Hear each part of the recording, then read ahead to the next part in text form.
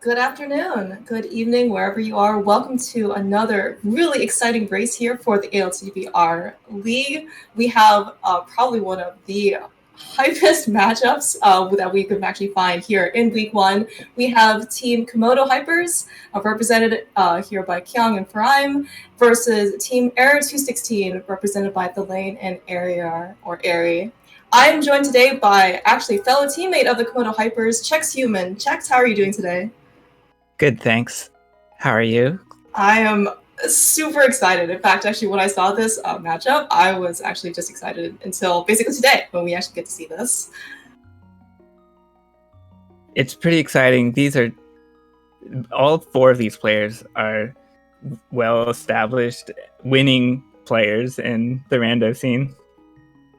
Yeah, honestly, like, if you told me this was, like, end of playoffs, like, final week, right, grand finals, like, I would have totally believed you. And the fact that we actually have the fact that these guys are matched up so early is actually quite a treat, I think, early on.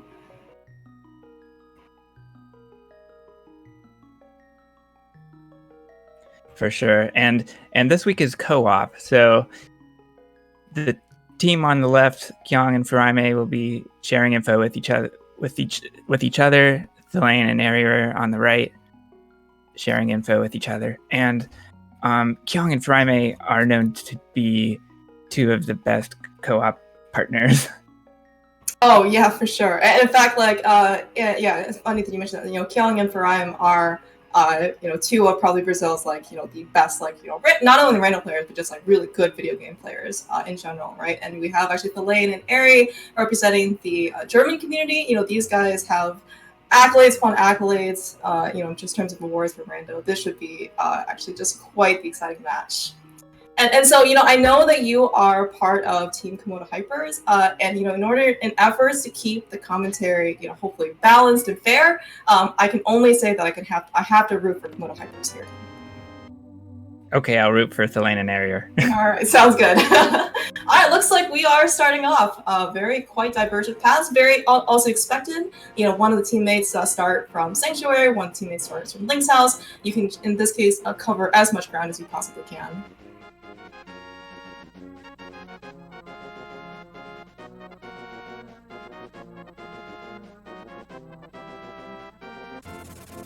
So we have Komodo Hypers. We have Furaime going to check Uncle. And we have thalane on the south route. So the two other players are taking the north route. Yeah, we actually see, these runners certainly not unexpectedly trying to farm up some early resources. I did see, I think was a tier 1 triple was 8 bombs found by Kyong, and also the bush crab is giving us 20 rupees today, so that's going to be very useful. It looks like Lumberjack today is actually just a heart piece, nothing that we need to kind of worry about getting Agawon out of the way early. Meanwhile, I think I saw, quite chaotic, Blade picking up a glove out of Sank. That's right.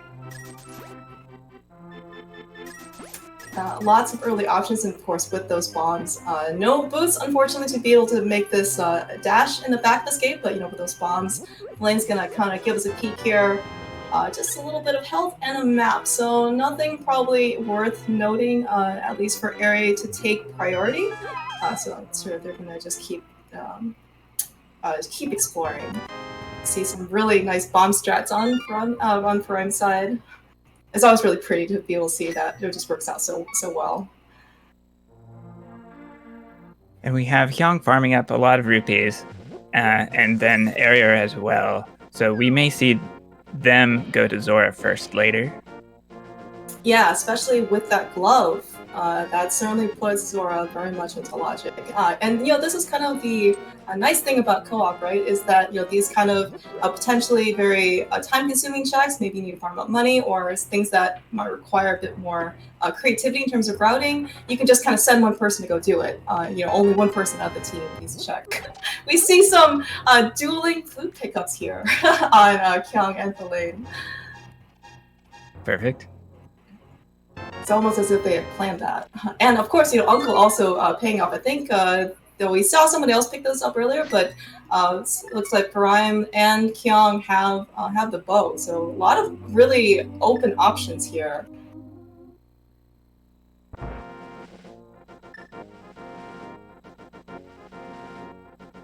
Right. We may see Eastern Palace soon. Yeah, maybe the first dungeon. Yeah, and despite the fact that Eastern is a green pendant, looks like, thanks to our great trackers, keeping us honest for the map checks. This is an all dungeon seed, so whether or not you like it, you are going to complete every dungeon. It's just kind of a matter of finding the most, I would say, efficient way of being able to clear everything. And we have Eri as the first player to find the boots. Oh, see. Kakariko well. All right, so I think in this case, Eri is probably the MVP of all 4 of our runners here. Whoever finds the boots wins, right?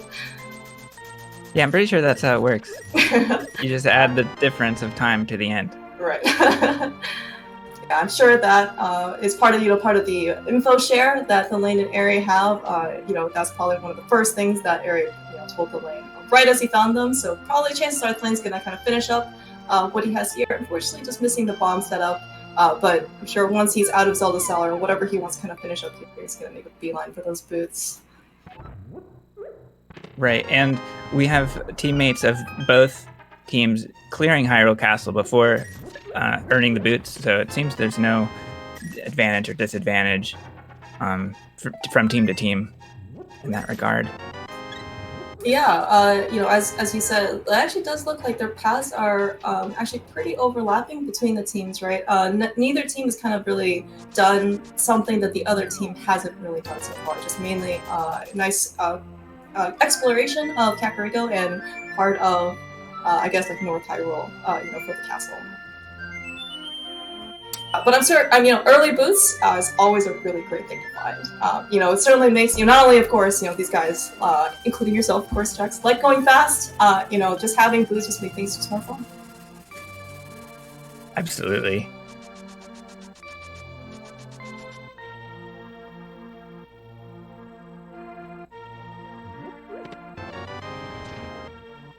Yeah, looks like, these guys, looks like Furaime also picked up a blue mail in the wall. Also, I missed that, but it looks like our trackers are, more on top of things than we are, or at least I am.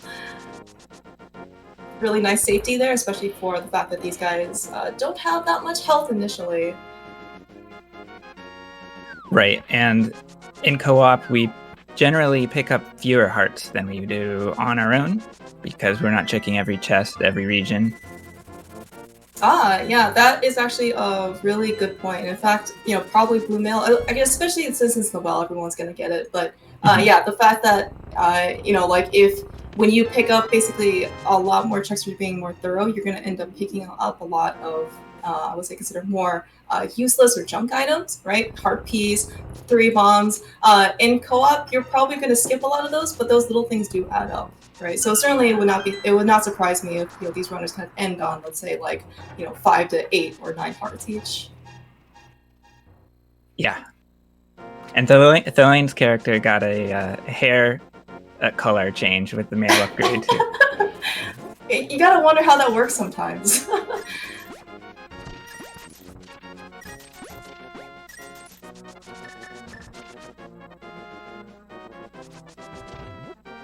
Alright, looks like, with the flute, and I'm kind of finishing up Kakariko, our runners can take a bit more of a divergent path. We see Kyong trying to fight his way through Mini Moldorm just on bombs. I'm sure he's very capable, but these Mini Moldorms don't always have to necessarily cooperate with him. Meanwhile, it looks like Furaime is doing, I guess, the desert area. Nothing out of Gina so far, though.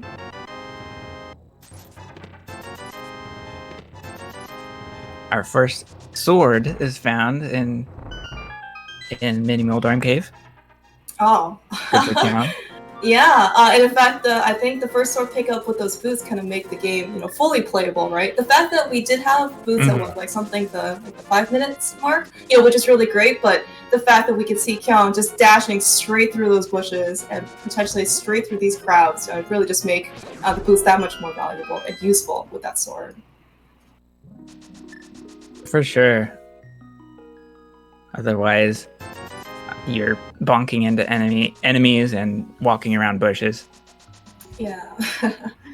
And I think actually for what it's worth, a lot of, I would say, like bomb setups or like other setups are, a lot of runners also use their sword as kind of like a guidance point. So, whenever they, I guess, like want to know something, I think things are a little bit easier, or at least a little bit more familiar with that sword.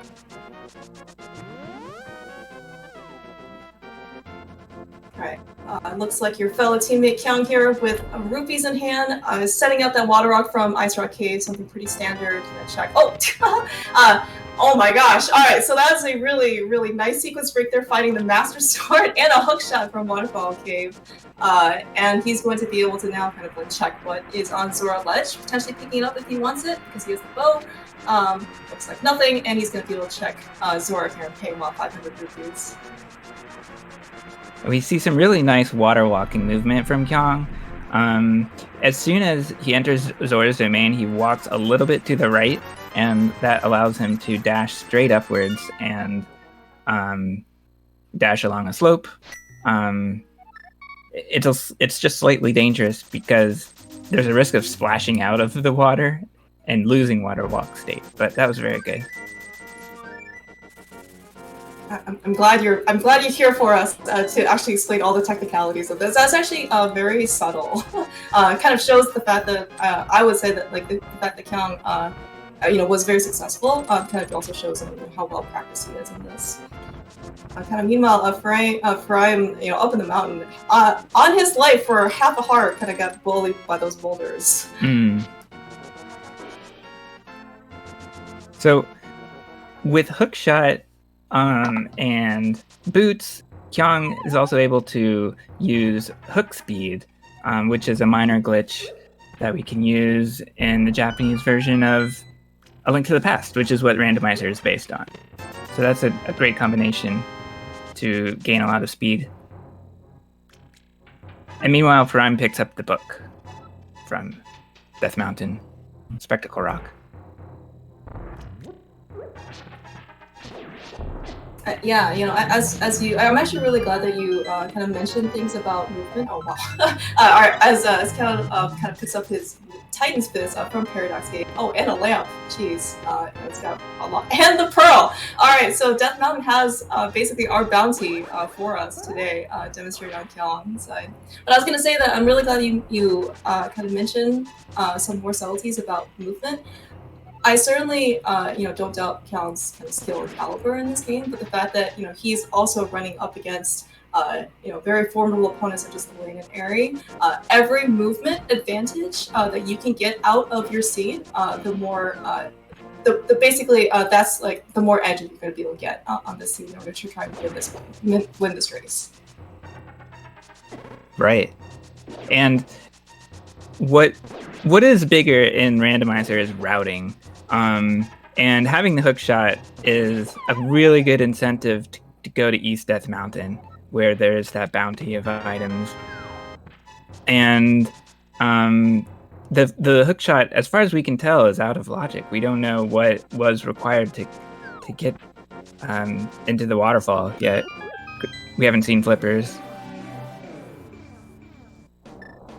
Yeah, sequence breaking for these guys, certainly yourself, I'm sure, is included, is no stranger, of course, to finishing randomizer seeds quickly. I have every confidence in all four of these guys that they are also able to keep track of sequence breaks, such as in this case that they know that and they have to find the flippers in order to kind of make the hook shot and everything else that kind of found up in East Death Mountain in logic.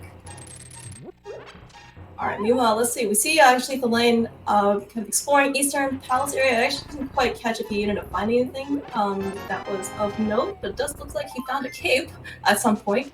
But meanwhile, very quick kill on the Armos there, picking up what looks like to be our first pendant or dungeon cleared out of all four runners. Right, I didn't catch which chest the cape was in, but it is an indicator, perhaps, that Aghanim is in logic. That's not really going to happen here, but it's one of those clues in general. Kyong's already in Dark World and Death Mountain and finds Bombo's medallion in Hookshot Cave. Looks like it will actually be absolutely required. Certainly not uncommon for these medallion entries to be kind of, underneath the rug, the proverbial rug, I guess, or just like right next door. But, having medallions sooner rather than later does certainly put your mind at ease, right? Because, we've definitely seen seeds where, in addition to finding that ice rug, we also need to go find some medallions, and, they could literally just be anywhere in the world where you go now.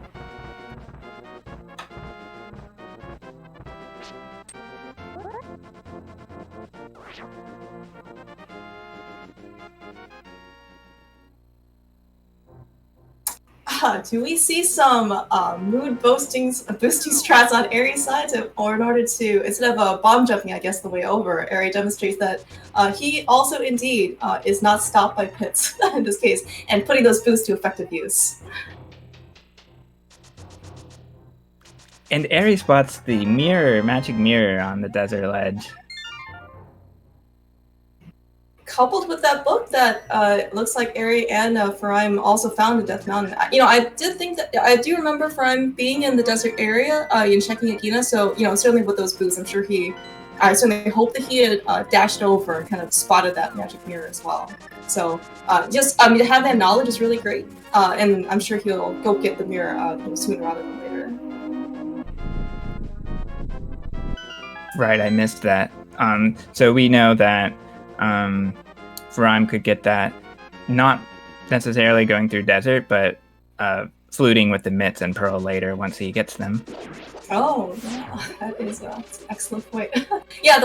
These runners have so much right now, and gives them basically a lot of world access, right? So, and these, in my opinion, are actually really nice to see for co-op seeds because you have so much opportunity and I guess like opportunity to do exploration. It's really nice to be able to split that job up, to have two people cover more ground, as opposed to we have more of a, like a linear seed. You need to defeat Aga 1, let's say, for Dark World access. Despite how much you try and split up between the two runners, eventually you're going to get funneled into something, right?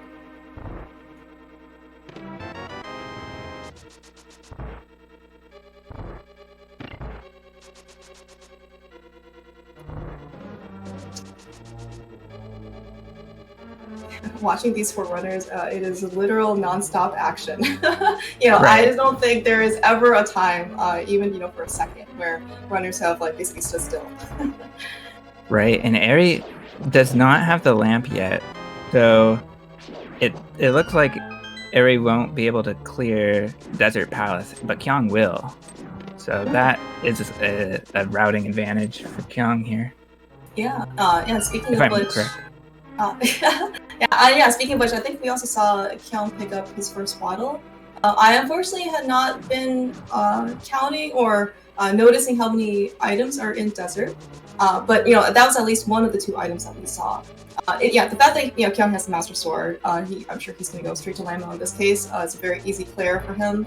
But I was going to say that if Lamo ends up not having an item, and that both items were kind of found in the front of desert, coming back here to desert just to beat Lamo, for a crystal is probably not going to be the worst thing in the world for these runners. Oh, right. Yep, that's true.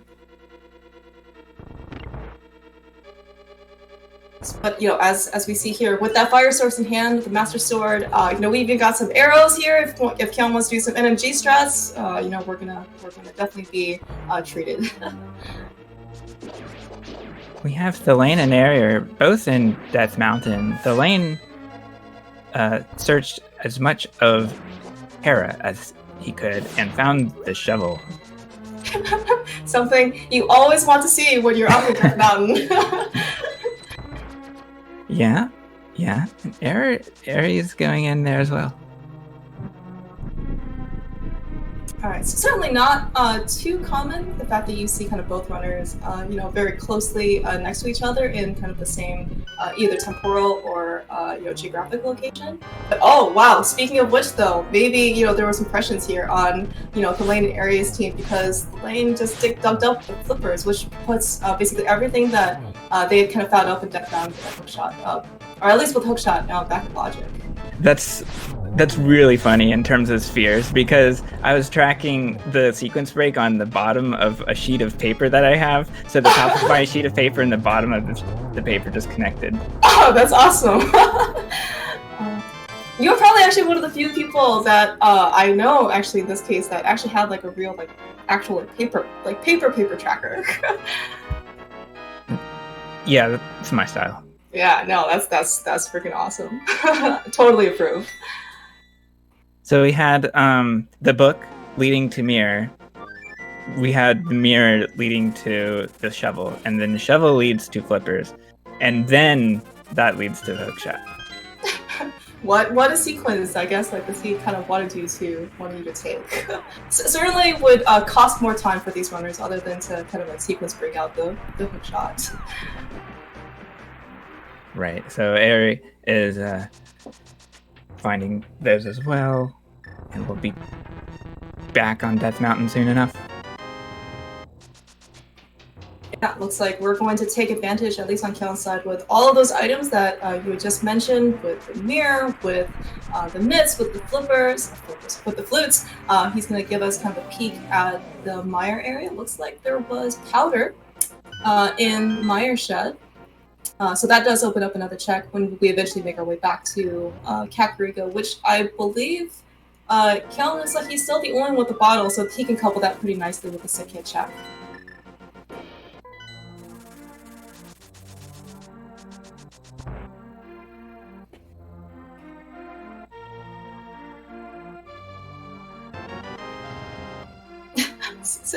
Kid has a pretty good treat for us, giving us half magic in order to, for that, basically, I think it was a bottle with a B in it. You're never going to say no to half magic here.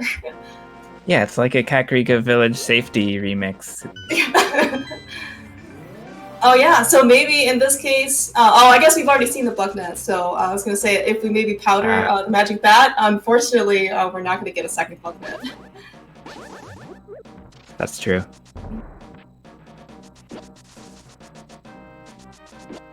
Unfortunately, the fire source that Kyong has is not the fire rod, but it's just a lamp. But given that he's kind of already in the area, there's not probably much reason to kind of avoid. At least checking out what the front or mostly back area of Skullwoods is. That's also another advantage of being co-op. You can kind of make. I won't necessarily say gambles, but you can make some time investments. Oh, jeez. Glad he didn't get grabbed by that Wallmaster. Into somewhat you might consider to be more out of the way locations. And it won't probably end up costing you. And actually, the gain actually can be quite good, especially if you find some progression here. And we have Eri searching Skullwoods as well. Yeah, I agree. It's no surprise. It's easy to think of Skullwoods as part of the overworld. And being thorough is can be really advantageous here. Yeah, it is certainly unfortunate that there was no Kina Samaria, so kind of Kyong and Eri kind of both through, pulling that statue kind of left and right. Both very well versed in NMG. I'm sure that they have a lot of practice, but you really still can't just beat the ease and simplicity of placing it on a block at your will. Definitely.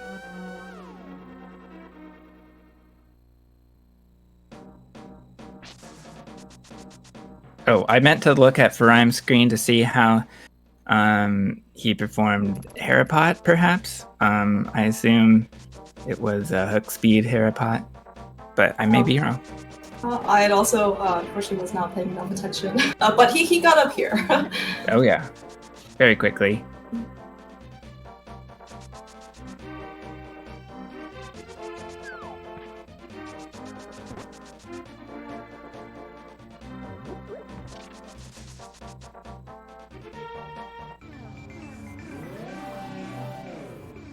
Alright, meanwhile, Kyong is also still taking advantage of that mirror that he has, kind of finishing up the earlier part of Skull Woods, kind of being in the area and making sure that he doesn't orphan this location. Gonna check Graveyard Ledge. Fortunately, just 3 bombs, but, that's another location check for, Team Komodo Hypers. We have division of exploration, pretty similar right now, with one player on North Dark World, the other in Hera. But now Furaime is on another track. We'll see where he goes. Yeah, looks like with that shovel out in the Y button, he's probably going to dig up his flippers. Maybe this is going to be a swap dive at some point.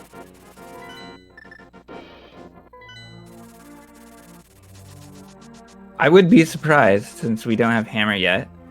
Oh yeah, that's right. We've had so much, and I forgot that Hammer certainly make the rest of a swamp a bit more accessible. Right. So, we're certainly going to see South Dark World, soon. But I wonder if Kyong is on his way there, or if he'll be going to Thieves Town first. Yeah, that's actually a good point. Given that this is co-op, normally a lot of runners like to check, the first 4 of Thieves Town, kind of regardless of whether, what their situation is, and then maybe depending on that, they can, choose to go, kind of even deeper. But yeah, the fact that it's co-op, I guess, kind of makes you wonder, like, if you actually need to take that gamble, or you can always just clear it, and hopefully by the time that, in this case, your partner ends up going there. He'll have the hammer. So then, if there is something kind of in the back, it's probably, at least you'll know that you have to go back.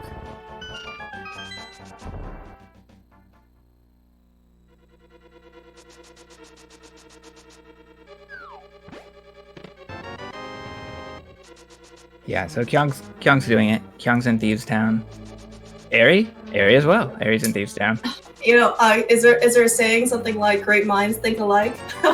We've actually seen a lot of basically almost overlapping or very similar spirits in terms of routing and exploration for the seed between the 2 teams.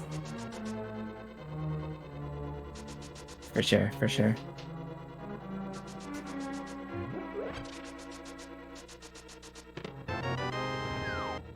Yeah, so I also did notice, I think you and Kyong also ended up practicing a seed or 2 kind of earlier in the week in preparation for tomorrow. Any, I guess, thoughts or, I guess, styles that you might, that you kind of, noticed, from Kyong? Does he, I certainly did notice that at some point you sent Kyong to go do, 4 heart Agate Tower or something like that, and, Thieves Down without the boots? I don't remember. But yeah, what I mentioned before about clearing the overworld thoroughly, that's part of the strategy, I think. But yeah, like you're saying, low percent plays into dungeons. I'm not afraid of them, so I'm sure that's something that we'll see. Well, and we'll see it from a lot of League racers. Oh yeah, if there's any, I would be pretty surprised if there's anything that truly scares either 4 of these runners or any of the 4 runners. Yeah. Oh, and what a find in the back of Thieves Town in the attic. I think that was a fire rod pickup on Kyong's side. Absolutely, yeah. That's another kind of frustrating thing where you've gone into Skull Woods and you didn't find fire rod in Thieves Town first. But it's happened to both teams. Yeah, certainly is a very, reasonable decision to kind of see, if you can get anything of value to Skull Woods first. But, the fact that Kyong is also still in the area, to find the fire rod, you can just basically go right up and defeat Macula. What is it? This is, 7 hearts or something like that? 7 hearts, blue mail, fire rod, half magic, for someone of Kyong's caliber, I think. Okay, so this is getting interesting. Furaime going into Aghanim's tower, and this is great because not only does he have to do it, but it'll give him access to East Dark World, which is something he can explore if Kyong is still finishing up Thieves Town. Actually, it looks like Kyong will finish first, but it's still like something to do. Yeah, no, you actually bring up a really good point. You know, we're still looking for one of our main pieces, which is the elusive hammer, right? And the fact that we don't have hammer, you know, can make basically Dark World routing very tedious. Yes. And I think what's very interesting is Error 216 right now, going for Purple Chest and Misery Mire. Okay. It looks like Eri... Did he get it? Or maybe it doesn't matter? Oh no. Is he stuck? Did he? Okay. I thought he might have gotten bushelled, I guess. Yeah, that was quite a sequence.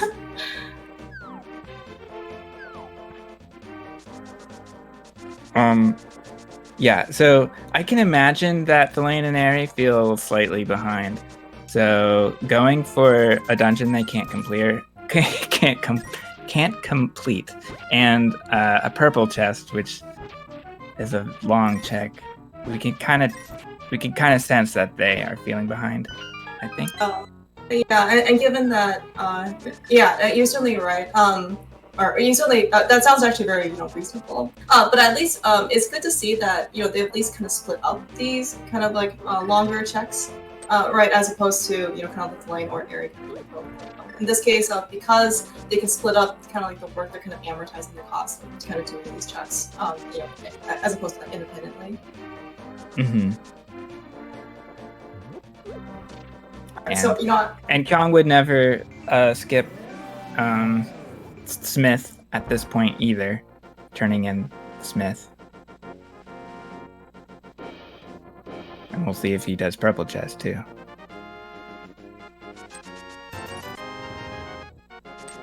Oh, that is actually a really nice find in Mire.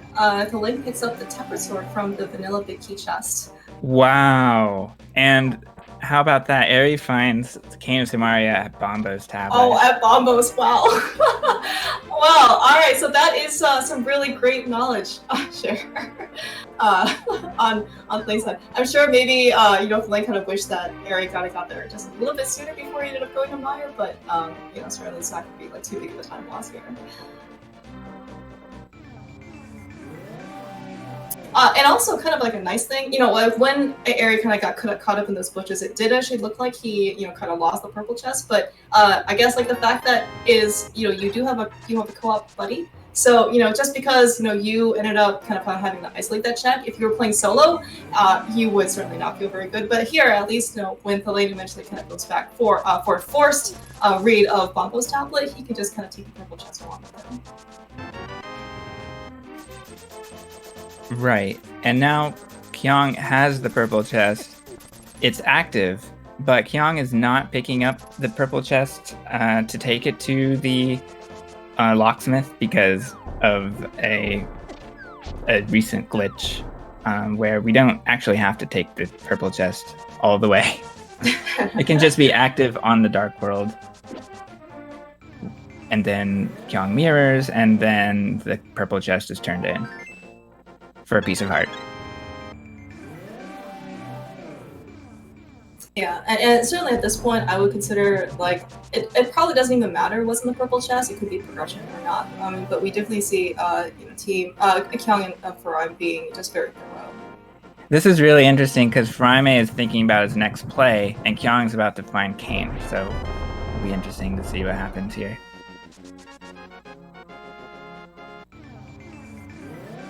Alright, yeah. It looks like, on Thalane's side, he is most likely going to do the Smith sequence to kind of make sure that, at least his team will have the purple chest indeed checked off.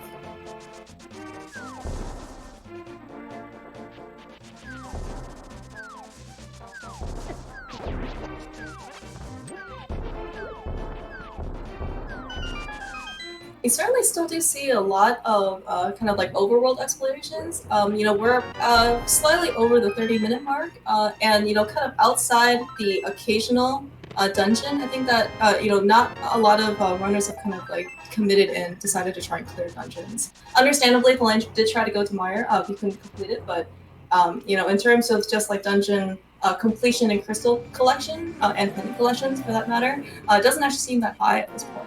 But of course, the fact that these guys all have tons of progression and items, right? Kind of at the disposal, they can probably just knock out these dungeons, in like 15-20 minutes at the end.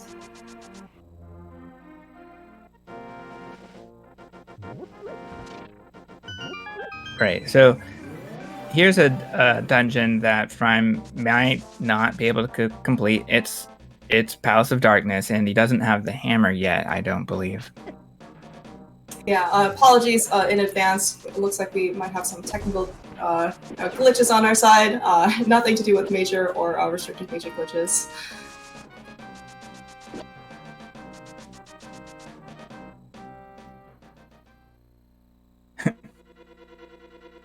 So.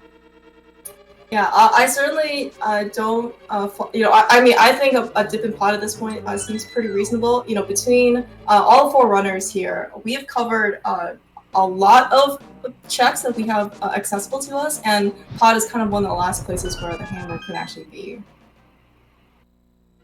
Yeah, right. We cannot go into Turtle Rock yet. Maybe it's in Skullwoods. Maybe there's one more item. I'm not exactly sure. I think Kyong going for Mothula indicates that there is one more item to find here, so it could be progression. I'm just a little bit surprised that neither of them is in Mire. Oh, okay. Eri had a pretty good hover attempt to make Mire a little faster, but it didn't work out. Yeah, no, he certainly. I think he is, but yeah, well, I guess I don't. He must have. Sorry, thalane must have told him where the big key was. Even though it was really nice key placement. If he can get the big key, probably cover to the trios and defeat him. But we also know that there's a temper sword in the vanilla big key chest, which is the cutscene chest. Even though it's slow, it probably will be worth the time for Eri to kind of pick up before he ends up going to the trios and clearing Mire. Even if there were no items remaining in Skullwoods, we do need to look out for those 5-6 crystals. Looks like in this case it's Desert and Pod.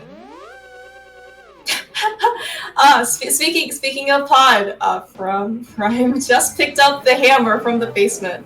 Oh, are we surprised ever when we find hammer and Pod?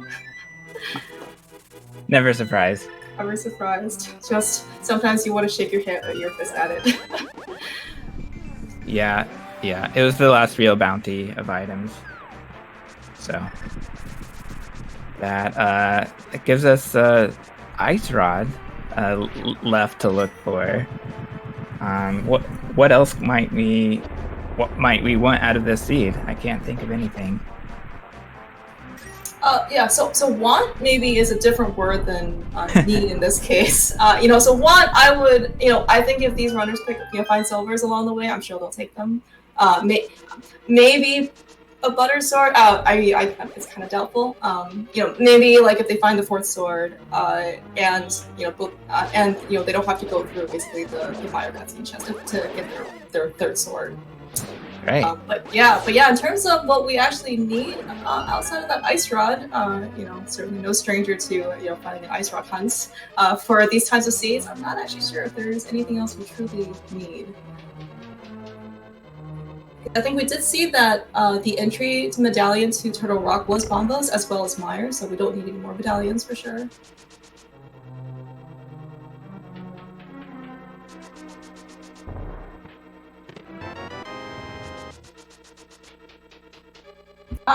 Dragon in chat is pointing out that Furaime, also indicated by our tracker, does indeed have the ice rod. I must have just missed where he ended up picking that up. Same here. Thanks for that. So, we'll have to see if Furaime and Kyong start skipping chests here. they might be in go mode here. Yeah, that is, jeez. I mean, that almost seems actually quite sudden. I mean, it certainly makes sense, but it's just like, jeez, that was kind of unexpected, at least on my part. Furaime entering phase 2, looks like he couldn't quite get spin speed off here, but it looks like he still defeated him pretty solidly. Yeah.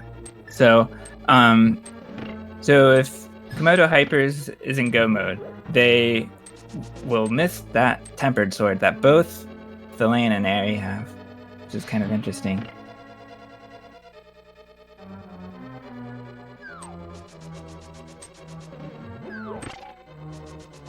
It may help make up some time, although the routing and searching has gone in Kyong and Furaime's favor. Yeah, speaking of which, looks like Eri is, I believe, the first of our 4 runners to make a dip into Ice Palace. Yeah, I don't blame him for this decision. It's one of those kind of it's kind of a gamble, but we know that it's not the answer, unfortunately. Yeah, at least on thalane and Eri's side, they are still missing the Ice Rod, but it looks like according to chat, at least the Ice Rod and Hammer for that are both in pod, which is where thalane is, so he'll be able to pick this up fairly shortly. But other than that, I think that would. Oh, and I guess they also don't have the Fire Rod, so that means that I guess that would be an indication that no one had actually kind of visited the village of Outcast, or at least they moved down for to find it. Yeah, instead of searching Thieves Town, they went for those rarer plays.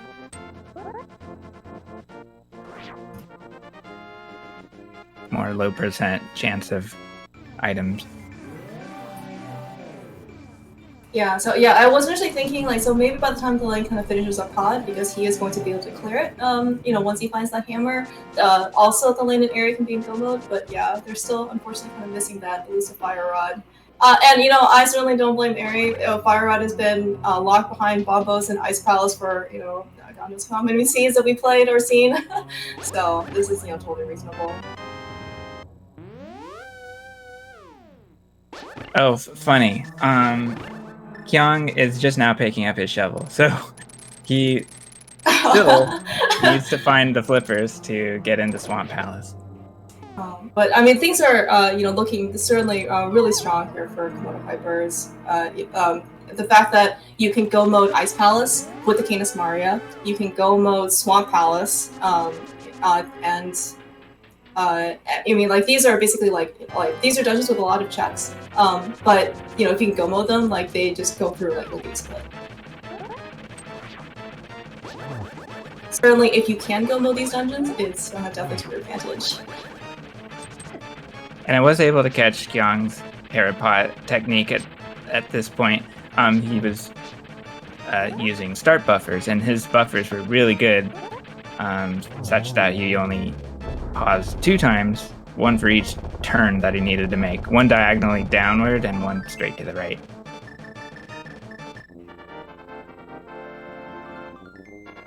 Yeah, looks like meanwhile, Eri, unfortunately not having a hammer, probably couldn't make much more progress in Ice Palace.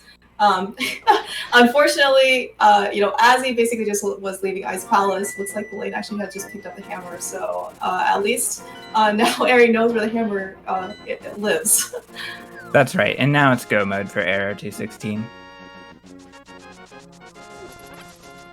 Oh no, it's not. Just kidding.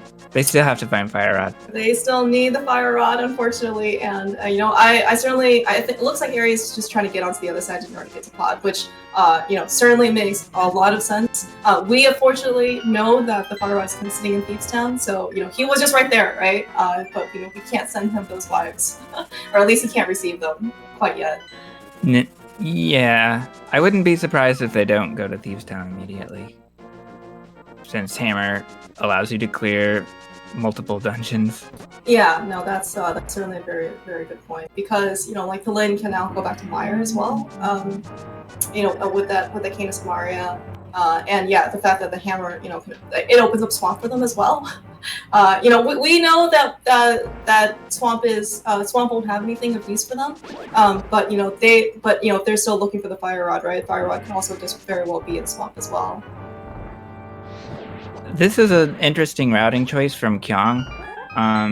So the decision is to go into Aga to get to East Dark World, just like Furaime did.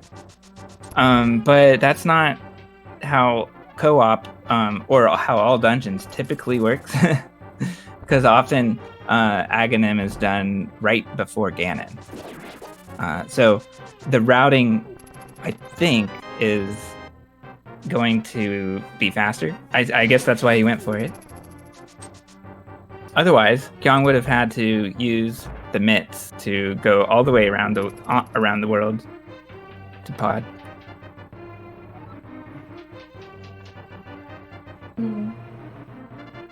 So we did see that area at least took like the north side of Dark World, because he could just kind of like swing over. I guess I'm just not sure. I'm gonna trust Kyong on whatever he's doing. He thinks is gonna be the fastest way. But yes, as you definitely said, the fact that once you beat Aga 1 from Castle Tower, you get a full health refill, and it puts you on the pyramid. So certainly in all dungeons, right before you beat Ganon, especially on Master Sword Silverless Ganon, you kind of want as much health buffer as you possibly can before entering that fight. Kind of speaking of safeties, it does look like we're at least Kyong and Furaime are going to try and knock out as many dungeons as they can. Probably not going to look for anything else unless they consider it to be kind of along the way. Is Kyong still the only one with a bottle out of our four runners? At least out of Kyong and Furaime's side, and they're both on Master Sword and no silvers. It might be a bit of a more challenging fight, to say the least. Yeah, that's kind of funny. Eri and Kyong both went to Sick Kid for half magic, but their partners did not. Trying to remember where we found our one and only bottle. Was it up in Paradox? I didn't catch it. I do want to mention Quick Swap. We have Quick Swap enabled for this season of League. So the runners can use their L and R buttons to swap items if they like. And we saw some good item switching in Aghanim's Tower, which we might not have seen otherwise, because in the vanilla game, if you're going into Aghanim's Tower, you're going to want to decide which item to take through to the end. So Kyong, in other words, are you going to use a fire rod in Aga Tower, or are you going to use hookshot? And with LNR, you just switch from one to the other without using the item menu. Oh yeah, no, that's actually super sweet. And in fact, I believe Furaime also did this in addition to Kyong. Hopefully I didn't make this up. In that, as you said, with the hookshot out at the end, they're able to escape on the stairs, and definitely can significantly cut down the amount of time that you need in order to get to the curtain to cut it. Right. And you can enable super speed with hookshot or sword. It tends to be more difficult for most players to use their sword, since it's like a one frame later kind of trick instead of a simultaneous trick. Yeah, hook is easier. To switch to hook.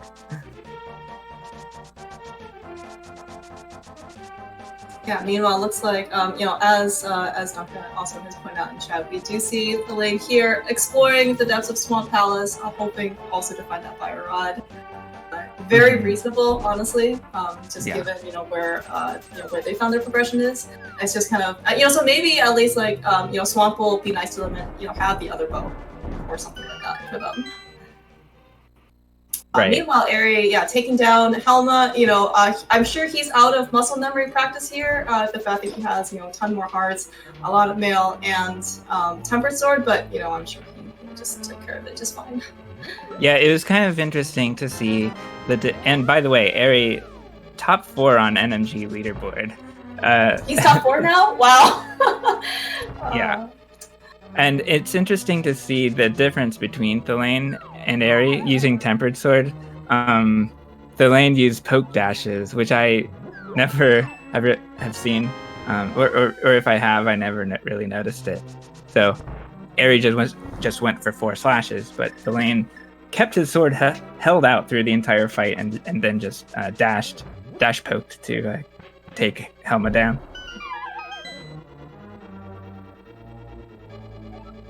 And Furaime approaches Argus now. This is a really, really interesting fight with Master Sword.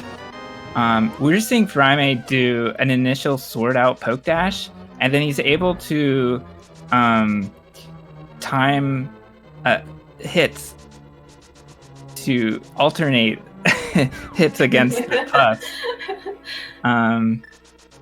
And that was a really good fight.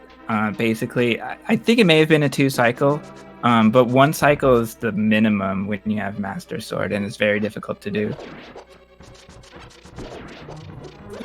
And speaking of doing direct comparisons here with Thalane actually fighting Argus as well, he had I almost thought he was gonna get a 0 cycle there. Argus also doing poke dashes. He has tempered sword, but I think Argus kind of moved a little bit too close to him at the very end, so he wasn't able to kind of get the last 2 puffs and save himself that 1 cycle. Yeah, really, 0 cycle Argus is one of the toughest boss strats in the game. You can really just see though, like how well practiced and adept basically at all of these techniques for these top 4 runners.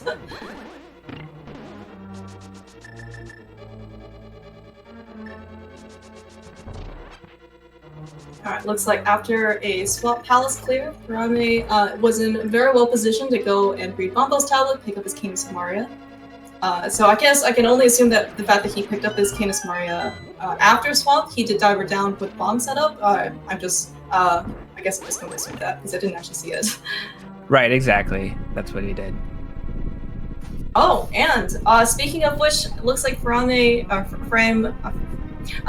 is a bit more conscious, I guess, about his potential low percent fights here for scaling GT as well as Ganon. He took his time in this phase to pick up the powder from Wireshed. Right, that will guarantee full hearts at the top of Ganon's tower.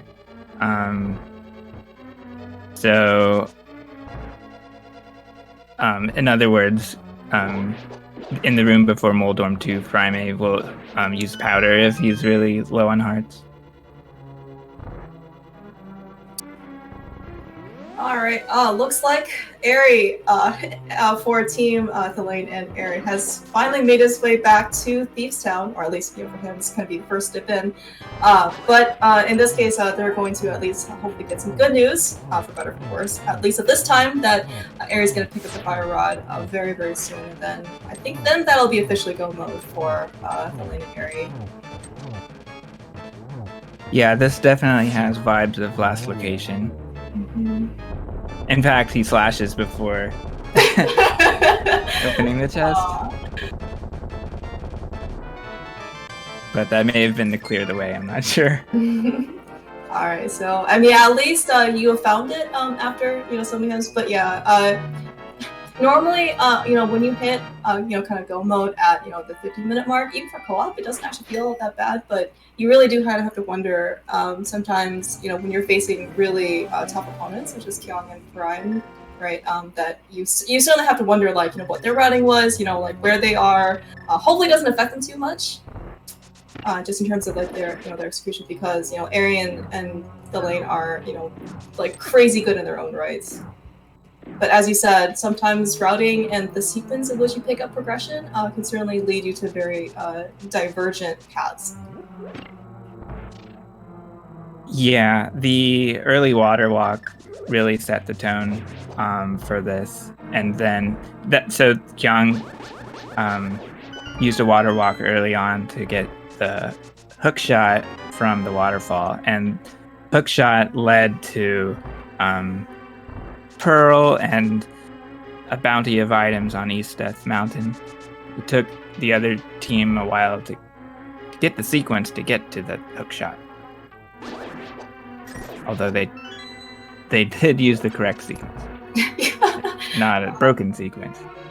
Yeah, sometimes though, you have to, I guess in order to get a better time, sometimes you kind of have to only take the game's logical logical progression as the suggestion as opposed to what actually you do. Yeah, for sure.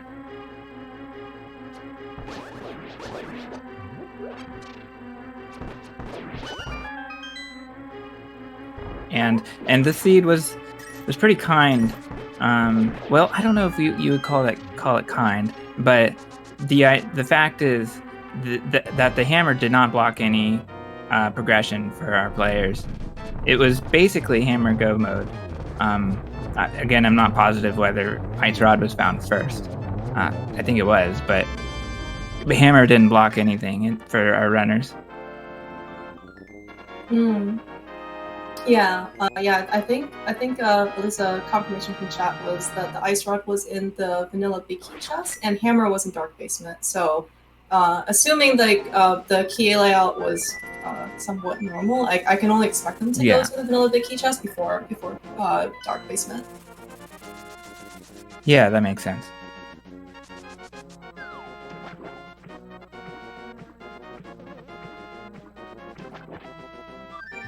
But it's of course not over yet. There are still more dungeons to be done. Yeah, and I think this is kind of true on both sides. Is for like the first 30 whatever minutes of the seed, there was a lot. Very few kind of like dungeon exploration. There was a lot of overworld stuff, and now the fact that they basically have everything they need, they can just kind of knock out. Basically, they can just go mode basically as many dungeons as they have left, which is actually like, not, like I want to say like at least 9 of them, but it's a lot. Right. We do see, of course, when you're go many dungeons, just like almost kind of like a spoiler log or seed at this point where you kind of know where, or you don't have to look for anything is. Execution, takes the highest priority for runners like thalane, Eri, Kyong, and Furaime. That is, that is something that's a cornerstone to their abilities in this game. We did see some really nice boss fights here on thalane and Eri's side, for example.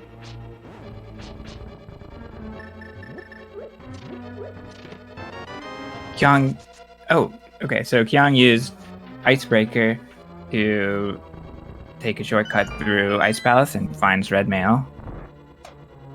Quite a nice bonus for that glitch.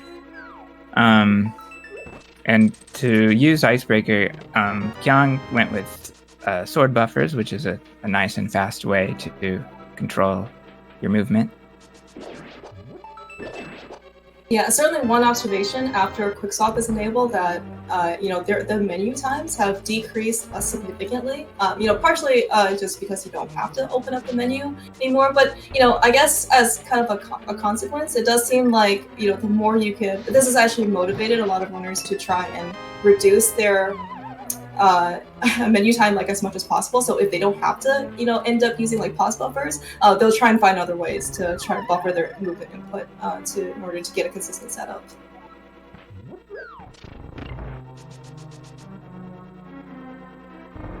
Yep.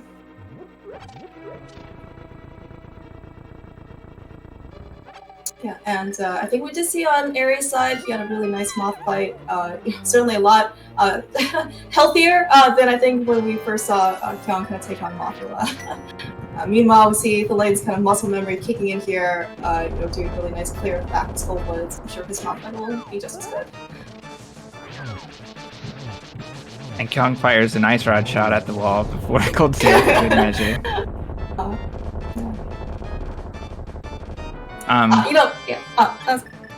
Kyong also set up a left hand sword spin to fight Cold Stare, and it tends to be that the Fire Rod has a better splash outcome. Basically, it tends to get double hits more easily when Cold Stare's on the left-hand side and the Fire Rod hits on the right side. That tends to be the case. So that's probably why Kyong went for that strat. Today I learned. I actually had no idea, and actually, and I've seen Kyong and among other runners also do a left side. And I actually just assumed that it was just like runner preference, but I actually didn't know that it was it actually tended to be slightly or just like more frequent that you can get more splash damage with the Fire Rod. That's cool to know. Yeah, exactly.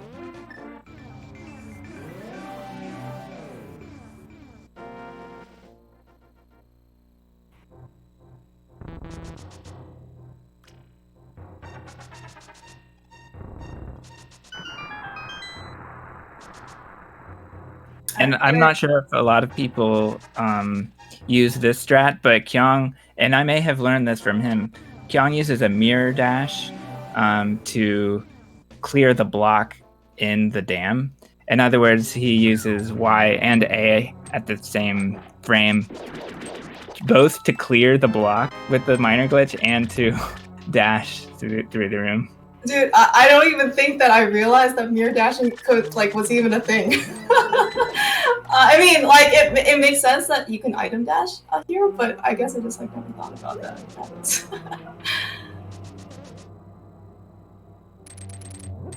Yeah, there are a number of interesting and unusual item dash setups for different kinds of glitches that you wouldn't normally use in NMG rando or NMG speedruns. Is this your segue into promoting major glitches or restricted major glitches? No, I don't want to change the topic here. But it's just that this game is full of wonderful potential. That's a very kind way of putting things. But yeah, as you said, techniques, such as in this case like Diver Down, Hero Pot, were actually just recently discovered, despite the game being 30 years old at this point. Basically, as you said, the potential, I think, in order to find more glitches is still pretty high, out there.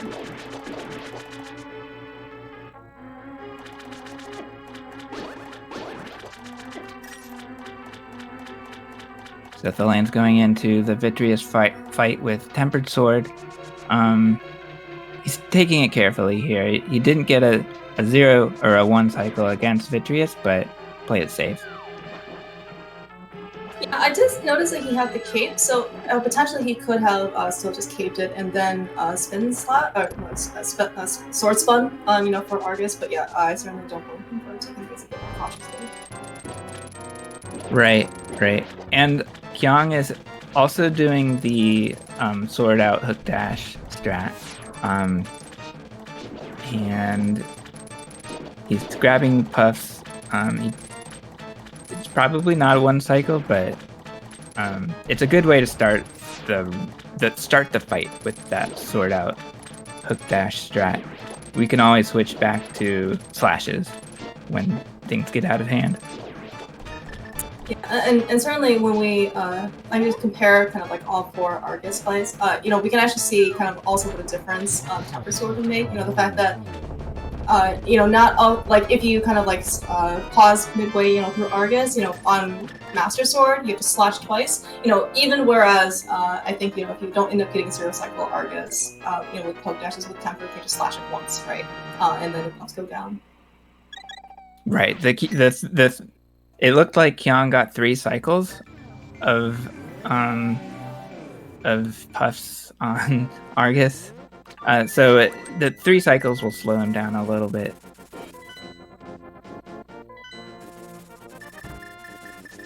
Now it looks like Kyong's in the end game, wrapping up with Turtle Rock and Ganon's Tower. Yeah, just slightly behind his co-op buddy Furaime, which I think it just must have missed, when he entering Turtle Rock, but maybe he's like, I want to say like 30 seconds to a minute ahead of Kyong at this point. Right. Yeah, making sure to grab those arrows. I certainly applaud the resource consciousness of Furaime here. You really don't want to be in a position where you scale GT and you don't have enough arrows. Oh yeah. So thalane and Eri both are on their way to finish Ice Palace, and then they'll be on their way to Death Mountain. And I believe that Eri is the one remaining who needs to complete Hera. Yeah, shout outs to our great tracker here, 2D Tones and Darity Peels, for doing all the hard work, keeping us commentators honest, and whenever I guess we need to even do a map check, because these runners are never going to do that for us at this point, especially with Quick Swap. We know basically we have all the up-to-date information, so I fully trust that Eri still has Hera in this case left to do.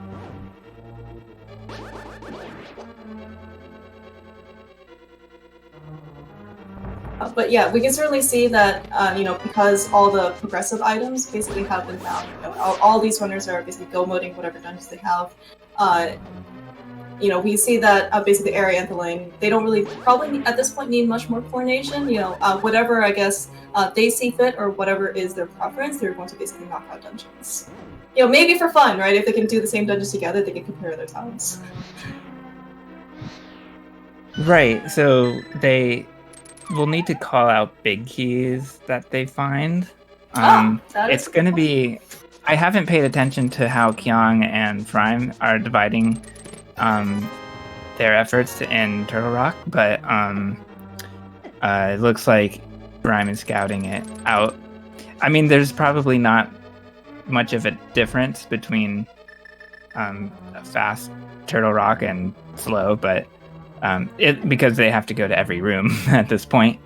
But they'll be calling out big keys and Ganon's Tower as well. Actually, so I know that I guess I haven't been paying attention enough to the key layout of Turtle Rock. I guess I'm curious if Kyong has advanced knowledge if he can end up skipping Laser Bridge.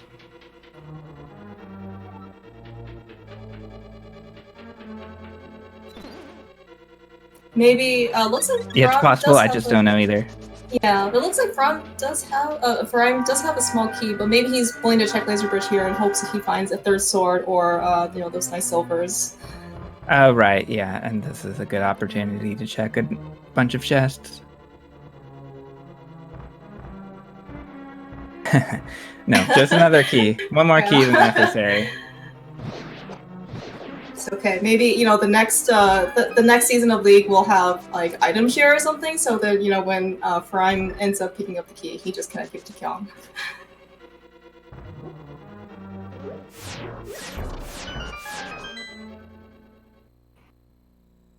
All right, looks like we have pretty much synced Turtle Rocks from all 4 runners. Furaime just entering Trinix. Kyong is fast on his heels. Meanwhile, Eri and thalane are just starting out Turtle Rock.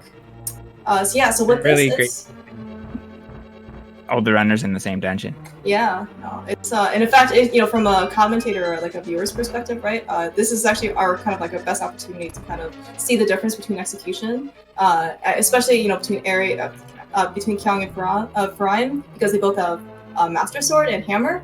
Versus Eri and thalane. Well, they'll have a Temper Sword for this fight. Yeah, Furaime has to be extra careful and watch his magic.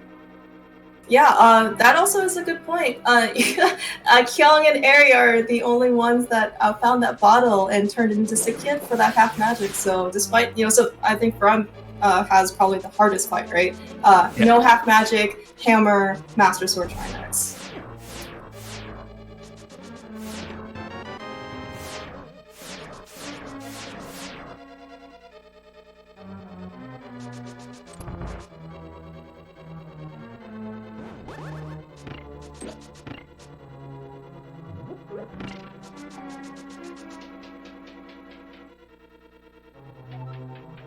All right, so I already see a bunch of numbers here, it looks like, in chat. Thanks, Fear, for starting up the game. With that last crystal pickup, get your numbers and guesses in quickly for where you think the GT Big Key is located in Ganon's Tower. We're gonna go off of Furaime's screen. Between 1 and 22, so get your guesses in. I think it'll probably close by the time that Furaime enters in GT. And the fact that Furaime is entering first, I can only imagine with Kyong kind of behind him so quickly that they're just going to basically take divergent paths in GT. For example, maybe Furaime will go left and Kyong will go right, and then whoever ends up finding the big key, wins.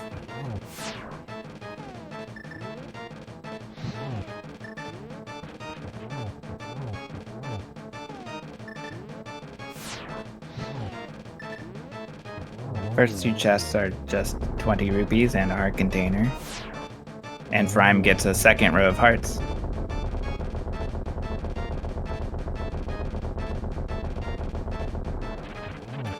Third check is a small key on the torch.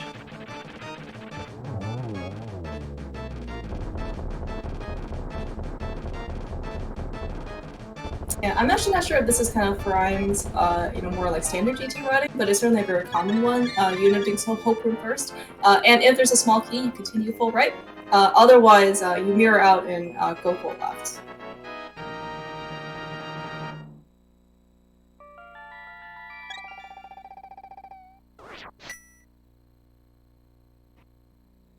Yeah, I was also going to say that, the fact that you actually did observe that Furaime has a second set of hearts, the fact that they also do have friend mail is, I would say, pretty generous of the scene in terms of health, especially to co-op, right? Because you probably end up skipping probably a lot more health and resources. But the fact that this is pretty much what Furaime has in terms of safety and upgrades, I certainly don't think that he would turn down an extra heart container at this point.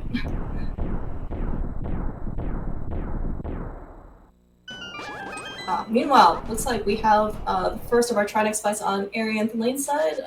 Eri ended up doing some vector strats here, really nice. I don't think it's possible to get the 0 cycle with that even, but it was just really well executed. Right, not with Tempered Sword, but you can get a 1 cycle with Tempered.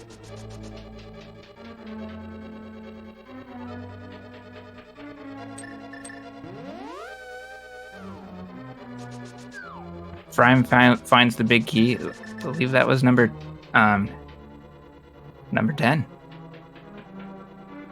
Yeah, certainly doing some 3 extra pretty free checks. In this case, to pick up hopefully another sword or silver. Just picked up the Key to Burnout, which at this point it is an invincibility item, so he does have a little bit more safety at least.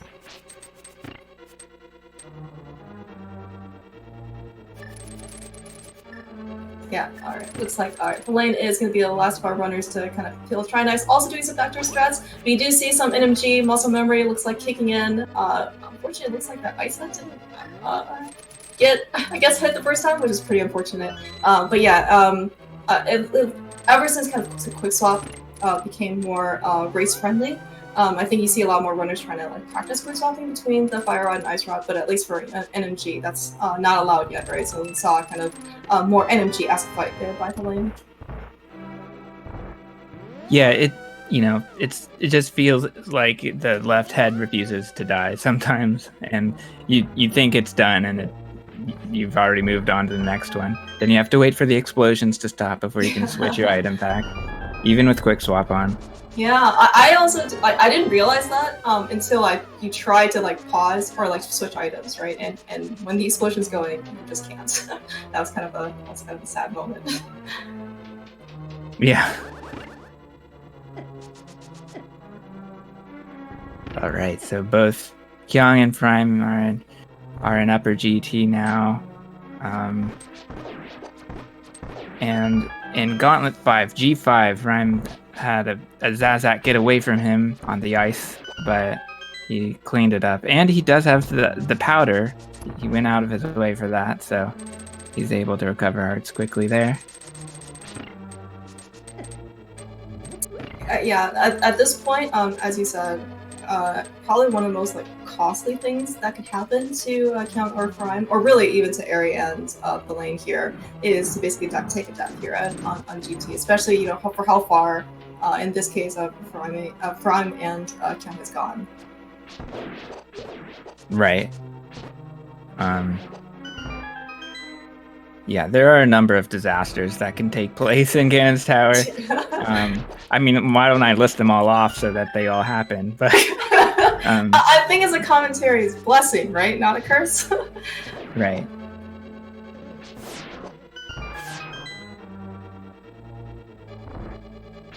Oh, yeah, we saw Eri enter GT, but he does need to finish Hera, apparently. Yes, that is true. Yeah, I think we mentioned before that Eri was our last of our runners who also had not completed Hera. I mean, Hera is a pendant, and it's very conveniently placed in that when he finished Turtle Rock, he could do Hera right before GT. But yeah, that is still something that he has to. I'm glad he remembered. Yeah, and it really just takes less than 2 minutes. Basically over a minute here to enter the tower and defeat Moldorm. And we saw a really nice Hera pot from Eri with the bomb strat, different from the hook speed strat. Yeah, I seem to recall that when he was in the Spoiler tournament, he actually really did prefer the bomb setup versus the hook speed setup. So certainly wouldn't surprise me that this is still what he's consistent with.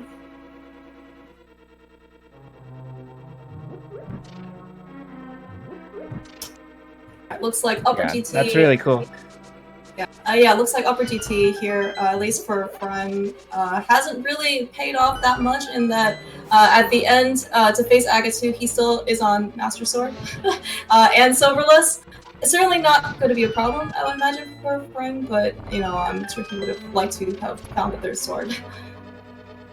Was that a triple? That looked really nice.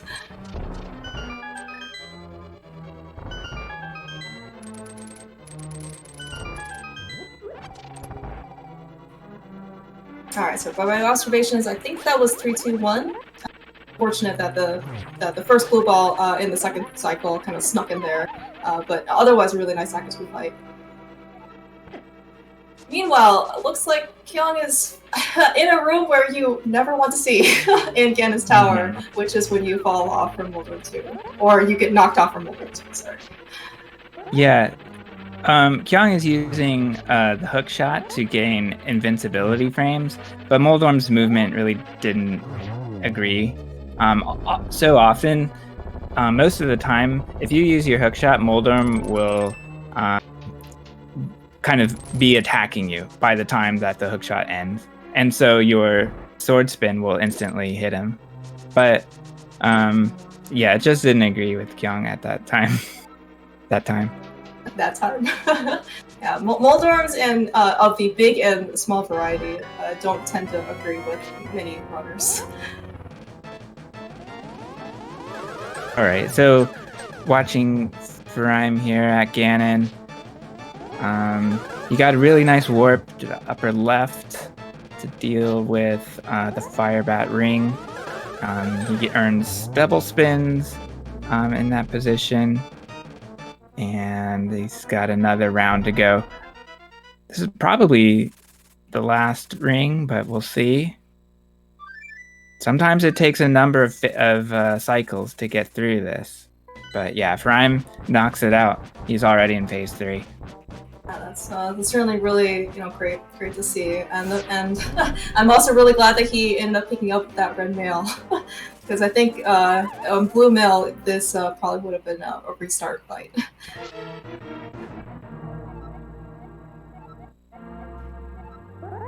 Alright, meanwhile, it looks like Kyong's also going to start his Master Sword Silverless fight with the luxury of half magic, which I don't believe that Furaime has at this point. He's looking to, looks like, get some more stability by placing down King of Samaria blocks. So when he ends up doing the spins, he doesn't get kind of like knocked back as much. Right. It's a little trickier than it looks, because Kyong has to hold diagonally while being bounced back, but not hold diagonally so long that you push the block, and not let go too soon that you push the block. You know, just in case this is kind of your first kind of glimpse of these techniques. These runners make things look very, very easy. It's just the result of a lot of practice. It's actually, it's probably not as bad as you might think it is, but it does involve some dedication and some time commitment to really kind of take a mastery of some of these techniques. Oh yeah.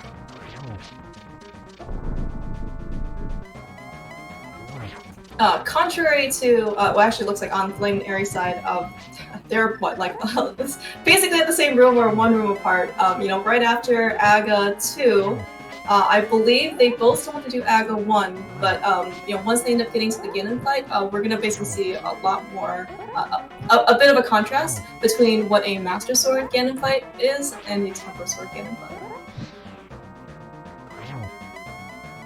Oh yeah. Both Kyong and Furaime are being careful just not to fall off at this point. And from all four of our runners, we have not seen silver arrows, I don't think. Yeah, so they were in Dark World, but where, I don't know.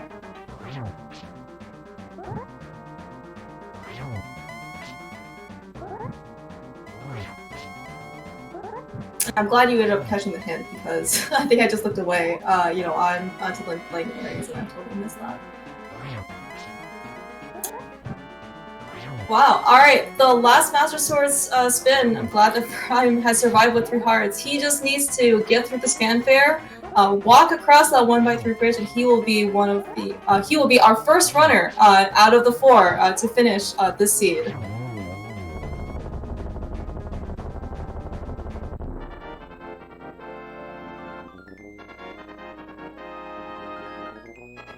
And Kyong finishes as well.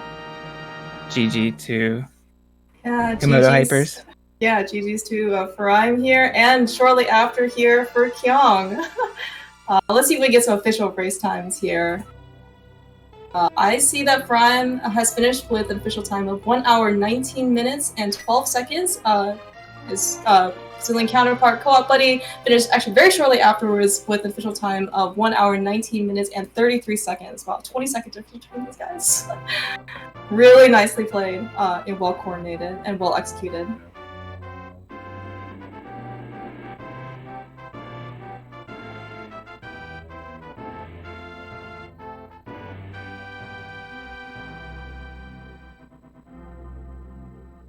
Meanwhile, Thalane have to finish AGA Tower before they can complete the seed.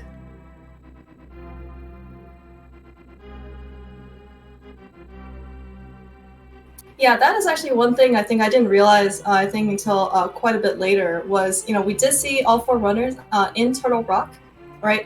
You know, kind of pretty much at the same time, and it kind of gave the illusion that I think the teams were, you know, much closer than probably they originally were actually, because I had actually forgotten that both runners on both Thalane and Aries still had to do AGA Tower. I mean, you know, so yeah, I mean, certainly for, you know, the caliber of these 2 runners and how familiar they are with, you know, NMG and clearing AGA Tower, especially on some massively upgraded equipment, it won't take them too long, but it is something that, you know, any amount of time difference, right, is still going to, you know, be a difference.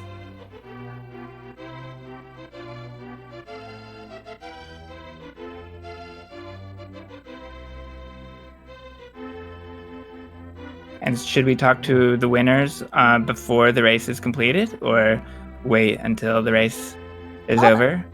We can chat with them now. Yes, speaking of which, looks like we are joined by our two Brazilian finishers here on Team Komodo Hypers. Your fellow teammates checks, GG's, Furaime and Kyong. Thank you. GG. GG's. GG. Any thoughts about the seed? That's pretty nice overall. We managed to separate things between us fairly cleanly, and having a Komodo hammer inside pod is like it's pretty close to best case scenario here. So ended up being incredibly fast. It was, and unfortunately, Error 216 did not have the hammer go mode. They had to find fire rod first, and they attempted some less item dense locations before Thieves Town, and I think that may be a result of finding flippers so late. And flippers led to hook shot logically. So how did you feel about the early hook shot sequence break? Yeah, we kind of wanted to tie that sequence break somewhat early because it could be hammer, right? That was kind of locking the stuff in Death Mountain. So we really wanted to know, okay, is it hammer or is it flippers that's like pro and all that stuff? So that's kind of why Furaime ended up pushing towards Hera early-ish. So we had all that information to use. Right, and as we talk here, we have both Eri and Thalane going into Ganon, and they have pretty standard fights ahead of them with Tempered Sword. And Tempered Sword was found in Misery Mire. So they had an early dip into Mire where they were able to find that. Mm-hmm. Yeah, we were kind of talking, like, which chests are we gonna check, right? With Monster Sword, Silverless. It's usually people will check some additional checks in Gomo just because of how much any sword or any silver arrow will speed up the Ganon fight. So it was funny because I was entering Mire and I was asking for him, okay, if this is God Mire, what do I do? And the moment after that, I opened the first chest and speaking, okay, I guess I'll check the spike chest and go for the boss. Right. Yeah, and also kind of unfortunate that despite all of the, I guess, like checks you guys made in GT, there was still no upgrade available for you. Brian, looks like you actually had probably the toughest fight out of all four. You had no bottle, no half magic, and just Master Sword and the bow.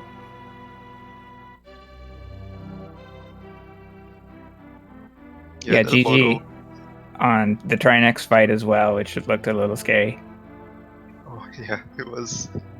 Even for me, which was very much well equipped, it did not go very smoothly at all.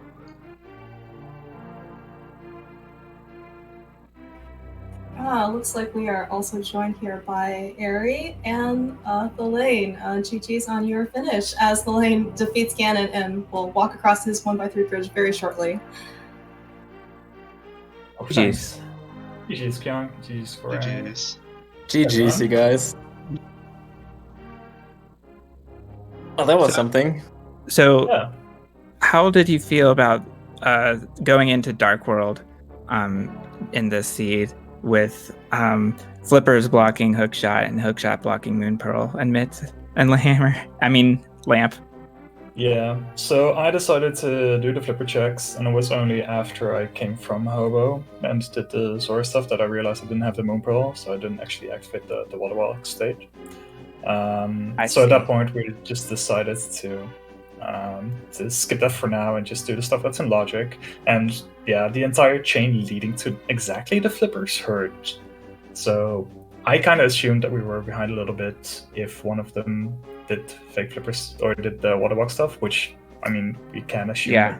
at this skill level, right?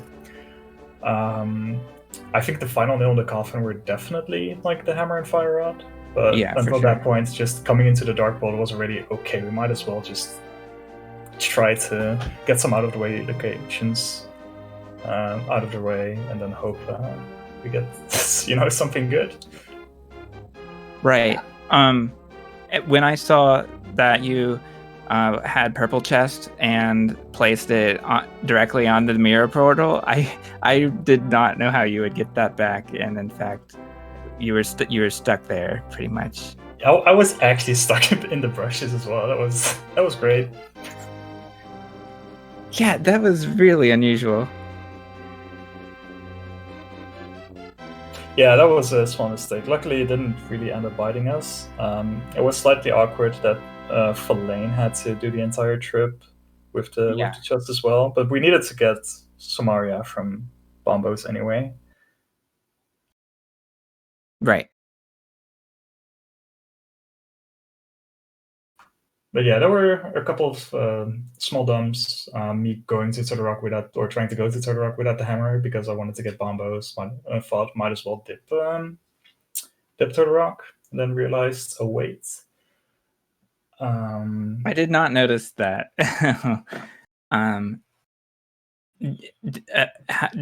So what came out of that trip for you? Was that a wasted trip? No, because we didn't have that much left anymore. Like, we had the pod area, we had the back of Thieves, and well, with Bombos and me finding Samaria, we had access to the back of Mire, which Thalane did. And I was like, well, I can get Tempered Sword, then I can finish Mire, and from there on out we can see what we can do. Right. So I didn't we also got access, for us, we got access to a part of Ice Palace as well. So yeah, it was all a little bit unfortunate that we had a couple of partial dips that didn't really end up giving us anything. Yeah, for sure. When your team doesn't have hammer go mode and the other does, it's really hard to make up time.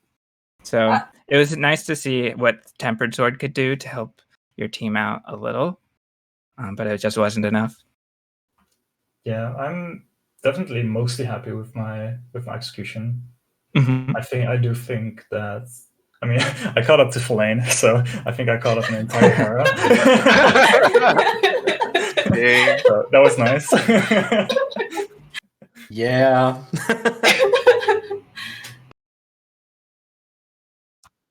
Yeah.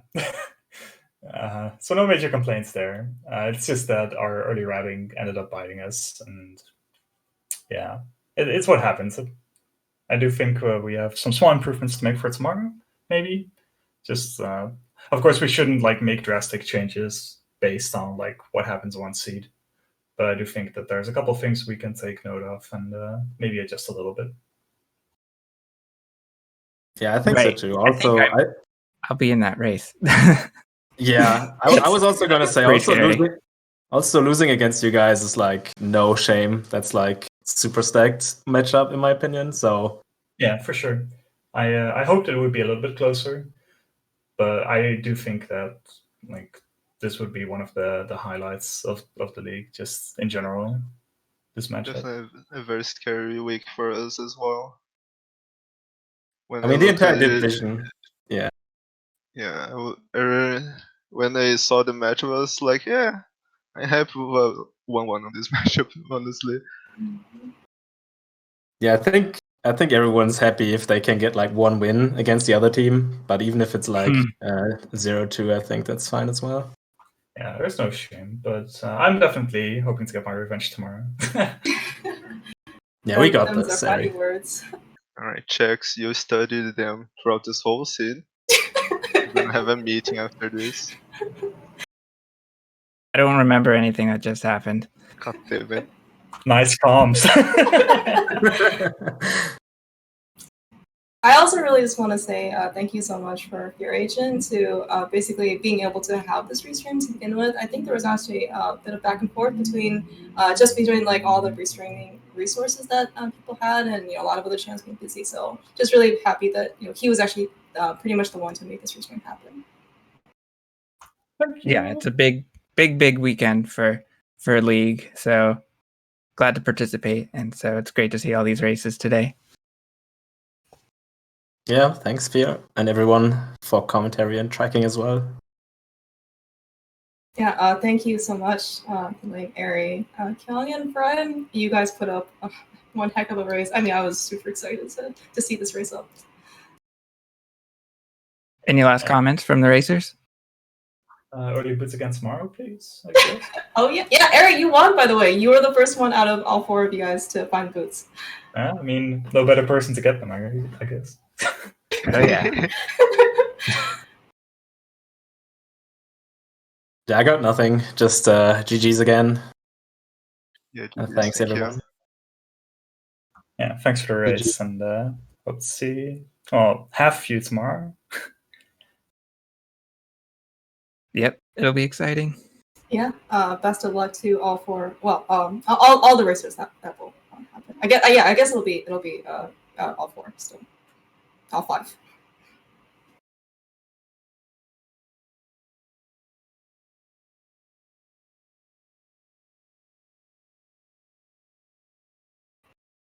Okay, I think sounds like then if there is no other kind of like parting thoughts, let's close up this race and restream. Thank you so much again to Kyong, Furaime, Eri, and thalane for putting up such an awesome and really hyped race. It was always really exciting to watch.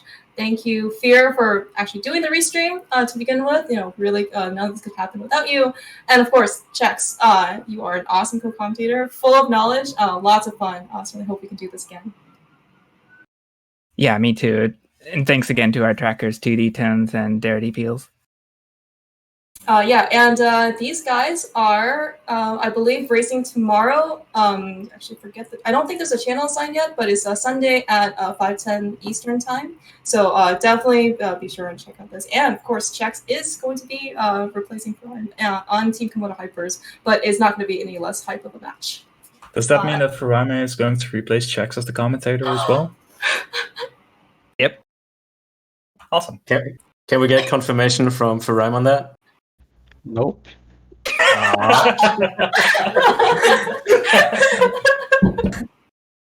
All right. All right. Thank you, guys. Yeah, thank you, and GG's again. Have a great night until next race. Thanks all. Yeah, thanks. It was a ton of fun. Chex, you're great.